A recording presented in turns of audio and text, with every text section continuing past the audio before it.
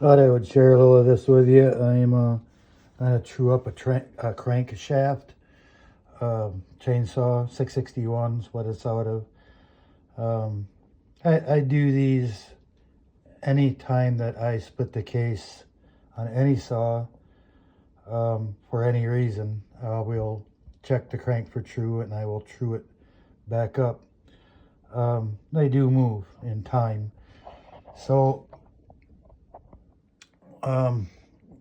this is my setup. I just got a center here that I made. I keep turning the center every time I take the center out, put it back in. I return the point to zero it out. Live center over here. I check my live center, make sure it turns true, and then I put the crank in between. Now I can turn the crank by turning the whole lathe, or I can simply just turn the crank by hand.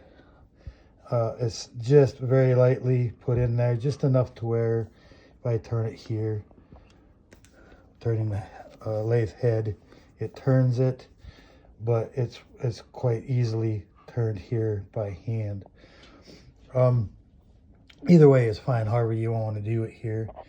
But this one's about, I don't know, 3.5, 4 thousandths out of true. We're zeroed out there. You can see that we are on the position we're at on the crank here, and you know we turn it over here to its high point there.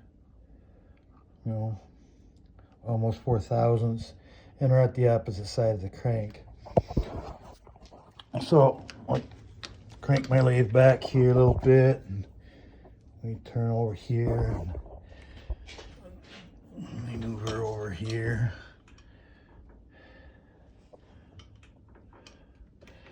Crank the lathe back in. Back up to a zero here somewhere, close to a zero. Okay.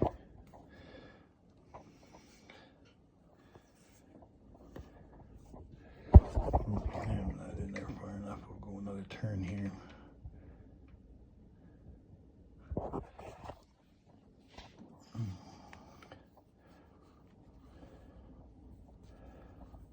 That's about where our zero should be. Oops. Trying to do this one hand. I know it ain't the greatest video in the world, but I think everybody will get the idea. I'm just screwing my tailstock in. Or not my tailstock, my carriage in. So, you know, about the same. And, of course, the high side there.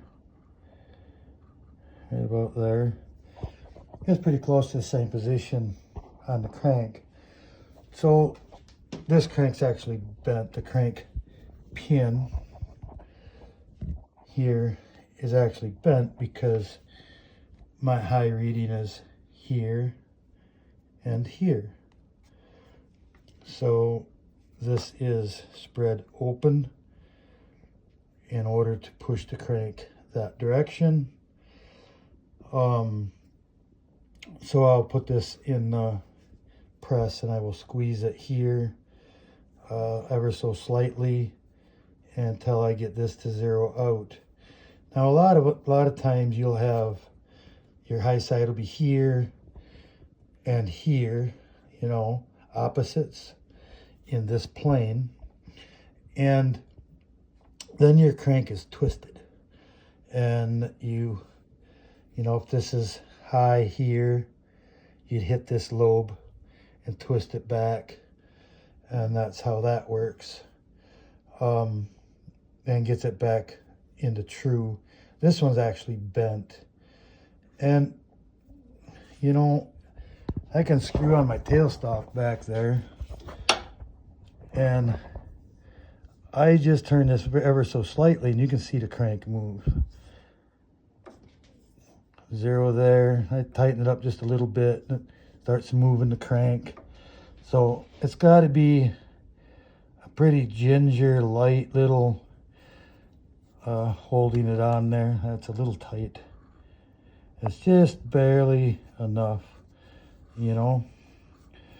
So when you guys go putting these crankshafts in your crankcases and you say, I don't need any special tools, I can just set the crank in there and use some longer screws and squeeze that crankshaft in there, squeeze the cases together and just push that crankshaft in there, you're bending this together and you're bending the crankshaft, knocking it all out of true.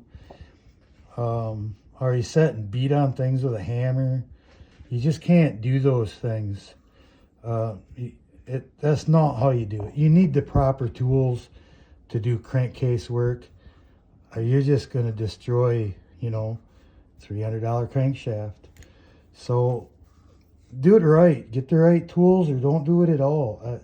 Let somebody else that knows how to do crankcase work do it for you, or whatever you need. Just don't destroy good parts.